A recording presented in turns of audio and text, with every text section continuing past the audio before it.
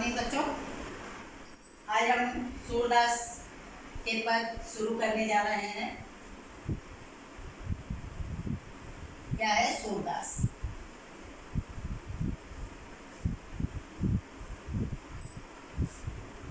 शीर्षक है पद। ये पद शुरू करने जा रहे हैं। इसका हमने एक पहले भी आप लोगों को वीडियो भेजा था और आप लोग समझ लिए होंगे, लेकिन इसकी व्याख्या अभी तक लिख के नहीं दिखाया। आपको व्याख्या भी लिख कर दिखाएंगे। और बहुत महत्वपूर्ण जो पद है सूरदास जी का, आप लोग ध्यान से समझिएगा बच्चों, क्योंकि सूरदास जी वात्सल्य वर्णन में अग्रणी हैं और लेकिन उन्होंने निराकार ब्रह्म का भी वर्णन किया है, उस पर भी लेखनी चलाई है। लेकिन निराकार ब्रह्म पर लेखनी चलाना अत्यधिक कठिन जानकर इन्होंने वात्सल्य वर्णन को अद्भुत ढंग से लिखा है। तो ये है, अविगत गति कछु कहत न आवे, जो गूंगे मीठे फल को रस अंतर्गत ही भावे। परम स्वाद सब ही सुनिरंतर, अमित तोष उपजावे। मन बानी को अगम अगोचर, जो जाने सो पावे। सो जाने जो पावे, रूप रेख गुण जाति जुगत बिन, निरालंब कित धावे। सब विधि अगम विचार ही ताते, सूर सगुन पद गावे। यहाँ पर कवि ने क्या लिखा है? अविगत गति कछु कहत न आवे। अविगत, अविगत क्या है? अविगत व अज्ञात निराकार ब्रह्म की गति मतलब स्थिति। उस निराकार ब्रह्म की स्थिति का वर्णन करना असंभव है। वह अनिर्वचनीय है। निर्वचनीय वो वचनीय हुआ जो वचन वाणी के माध्यम से जिसका वर्णन किया जा सकता है, लेकिन वह अनिर्वचनीय है। इस वाणी के माध्यम से इसका वर्णन करना असंभव है, क्योंकि उस निराकार ब्रह्म के बारे में जब कुछ ज्ञात ही नहीं है तो उसका वर्णन करना असंभव है। उसी प्रकार से जो गूंगे मीठे फल को रस अंतर्गत ही भावे। जिस प्रकार गूंगा व्यक्ति मीठे फलों का रसास्वादन करके अपने हृदय में ही संतुष्ट होता है, प्रसन्न होता है और उसका वर्णन बाह्य रूप में नहीं कर पाता है। परम स्वाद सब ही सुनिरंतर, अमित दोष उपजावे। उसी प्रकार उस ईश्वर का अलौकिक ज्ञान जो है, वो जो अद्भुत है, वो उसका अनुभव जो कर लेता है, वही अपने अंतरतम में, अपने हृदय में संतुष्ट होता है। उसका व्याख्यान जो है वाणी के माध्यम से कर पाना उसके लिए असंभव होता है, कठिन होता है।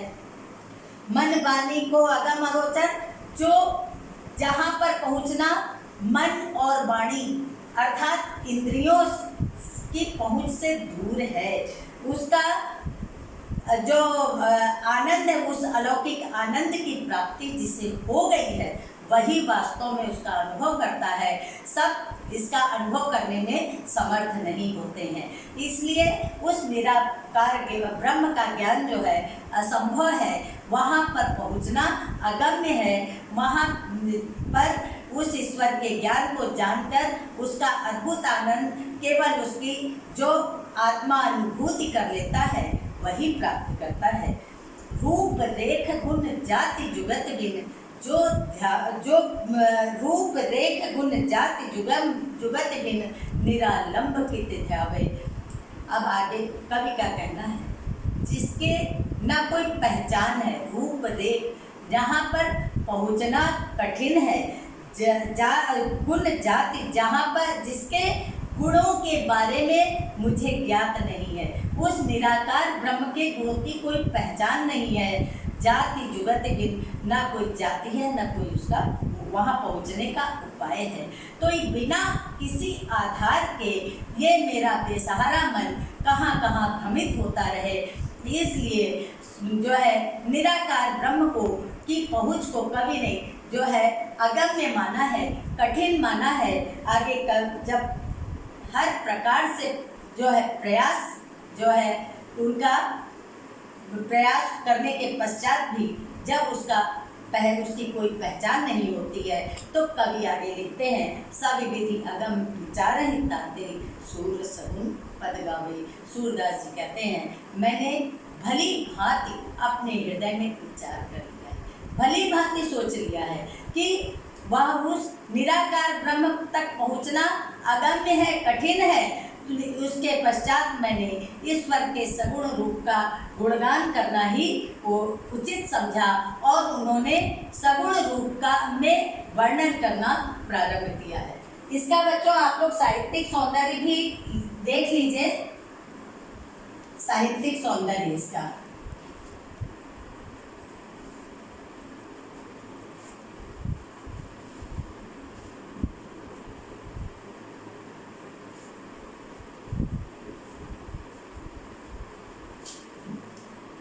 निराकार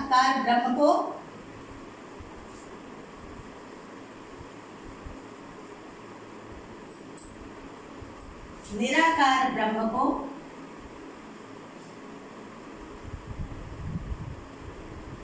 अगम्य जानकर, अगम्य मतलब कहाँ पहुंचना कठिन है, अगम्य जानकर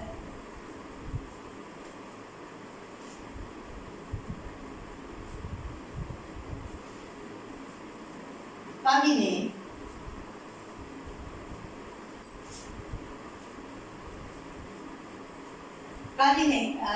निराकार ब्रह्म को अगम्य जानकर कवि ने सगुण रूप का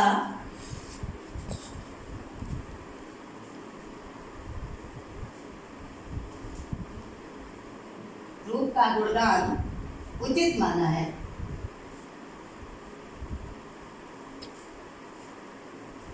उचित माना है।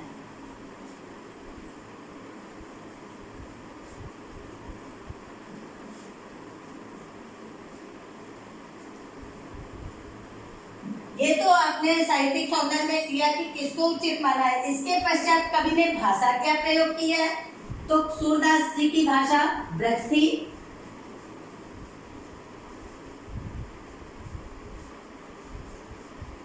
रस, शांत,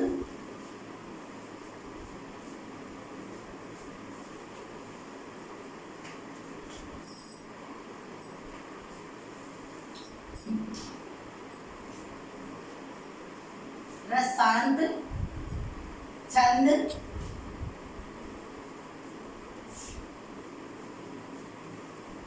गेयपद,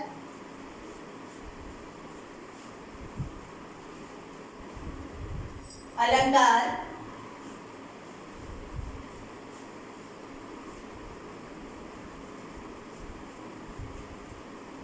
दृष्टांत, यमक,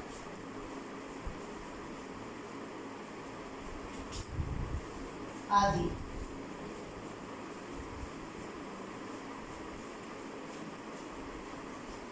ये तो निराकार ब्रह्म के लिए था। अगला पद है कवि का, किलकत कान घुटुरवन आवत, मणिमय कनक नंद के आंगन, बिंब पकड़िबे धावत, कबहु निरख हरि आप छाह को, करिसो पकड़न धावत चाहत, किलक हसत राजत वैदतिया, पुनि पुनि तिह अवगाहत, कनक भूमि पर कर पग छाया, यह उपमा इक राजति, बाल दशा मुख सुख निरख जसोदा, पुनि पुनि नंद बुलावती, अजरा तरले ढक सूर्य के, प्रभु को दूध पियावत। सूरदास जी ने यहाँ पर अद्भुत वात्सल्य वर्णन किया है। मैंने पहले भी बताया कि सूरदास जी जो है कृष्ण की बाल लीला का उन्होंने अद्भुत वर्णन किया है। तो यहाँ पर श्री कृष्ण घुटनों के बल चलते हैं।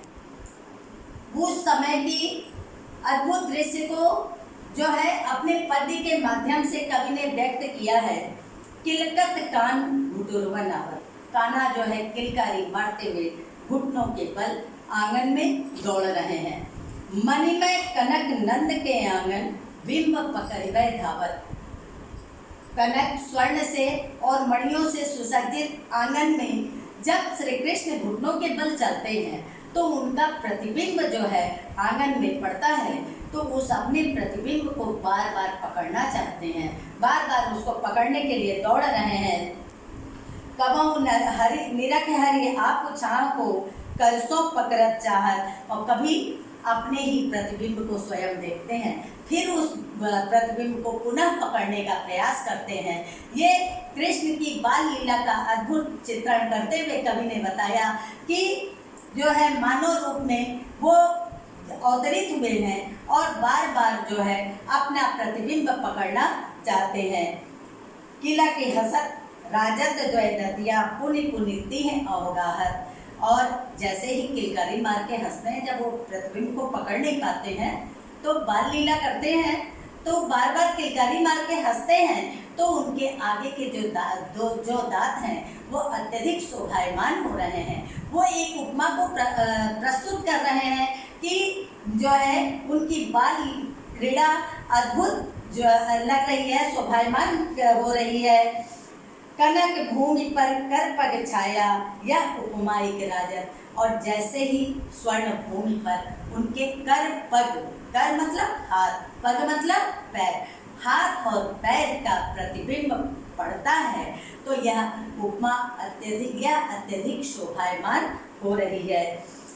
करी करी प्रतिपद प्रतिमनि वसुधा कमल बैठ की साजर। ऐसा प्रतीत हो रहा है कि श्री कृष्ण जैसे अपने हाथ और पैरों को मणियों के ऊपर रख रहे हैं, तो उसका प्रतिबिंब जो है प्रत्येक मणियों के माध्यम से जो दिखाई दे रहा है।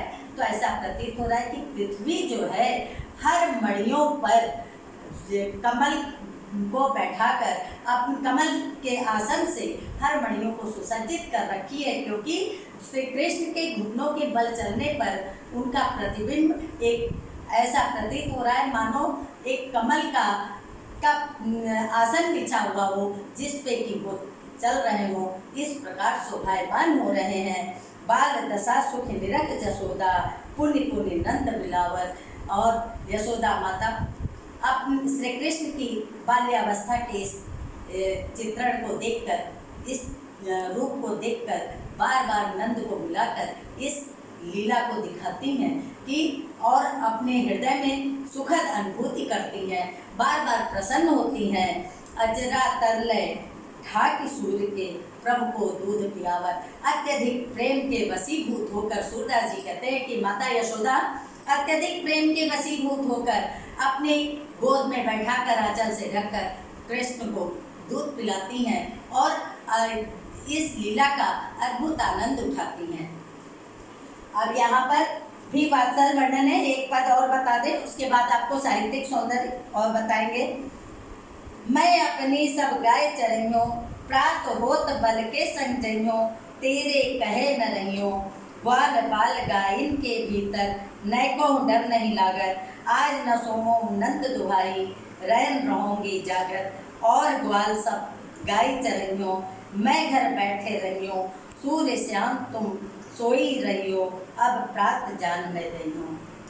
यहाँ पर सूरदास जी ने श्री कृष्ण की बाल हट को जो है चित्रित किया है, बताया है कि माता यशोदा से हट करते हैं, जिद करते हैं कि मैया मैं अपनी सब गाय चरियों, हे माता मैं अपनी सभी गायों को स्वयं लेकर चराने जाऊंगा। प्रात होत बल के संजइयों तेरे कहे न रहियो। आप कितना भी रोकने का प्रयास करेंगी, जैसे ही प्रातः काल होगा मैं बलदाऊ के भैया के साथ मैं जाऊंगा और गाय को मैं स्वयं चराऊंगा। ग्वाल बाल गायन के भीतर नैको डर नहीं लागत। मुझे तो ग्वाल बाल जो मेरे ग्वाले मित्र हैं और बाल सखाएं हैं जितनी, उनके बीच में चलने में और बीच बीच में गाय रहती हैं, उनके बीच में चलने में मुझे बिल्कुल डर नहीं लगता है। मुझे अत्यधिक उनके साथ क्रीड़ा करने में अत्यधिक आनंद की अनुभूति होती है, मुझे भय नहीं लगता है। आज न सोमो नंद दुहाई रैन रहूंगी जागत। अब कृष्ण के मन में ऐसी भावना उत्पन्न होती है कि कहीं ऐसा ना हो यशोदा माता जाने ना दें, तो कहती हैं कि कहते हैं कृष्ण कि नंद बाबा की कसम है आज मैं रात भर नहीं सोऊंगा, मैं पूरी रात जागता रहूंगा और मैं ग्वाल बालों के साथ मैं गायों को चराने स्वयं जाऊंगा। और ग्वाल सब गाय चराइयों मेरे घर बैठे रहियो, क्योंकि सभी ग्वाल बाल मेरे ग्वाले मित्र गाय चराने के लिए जाते हैं और मैं अकेला घर में ही बैठा रहूँगा। ये जो है अपनी बाल हट को प्रकट कर रहे हैं कि मैं जो है गाय चराने जाऊंगा, मैं अब घर में रुकने वाला नहीं हूँ। सूर्य श्याम तुम सोई रही हो, अब प्रात जान मैं दिन हो।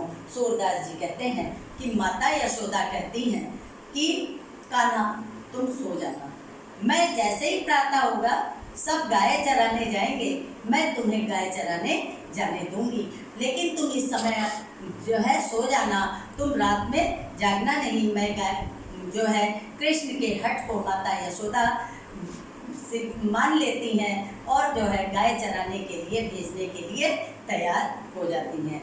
बच्चों, इसमें भी साहित्यिक सौंदर्य लिखिएगा।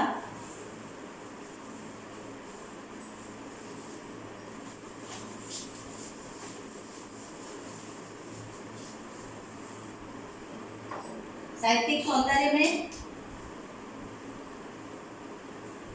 श्री कृष्ण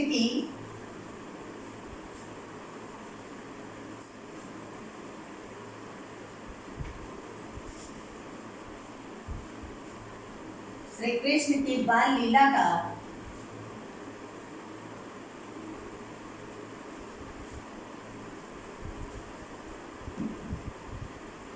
सजीव चित्रण किया गया है।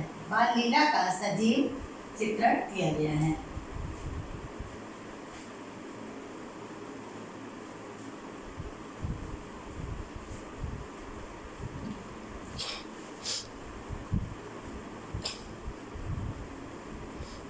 भाषा कौन सी है? भाषा पहले भी बता चुके हैं, सूरदास जी ने ब्रज भाषा का प्रयोग किया था। भाषा ब्रज भाषा। रस माता का पुत्र के प्रति प्रेम दर्शाया गया है, वात्सल्य रस है।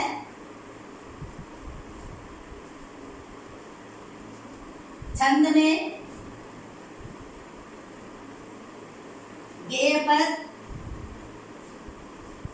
क्योंकि गायन रूप में प्रस्तुत किया गया है। अलंकार में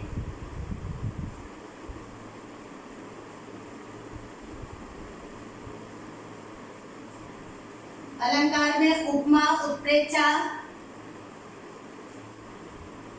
आदि अलंकार हैं। उत्प्रेक्षा इस प्रकार बच्चों ये साहित्यिक सौंदर्य आप लिखेंगे।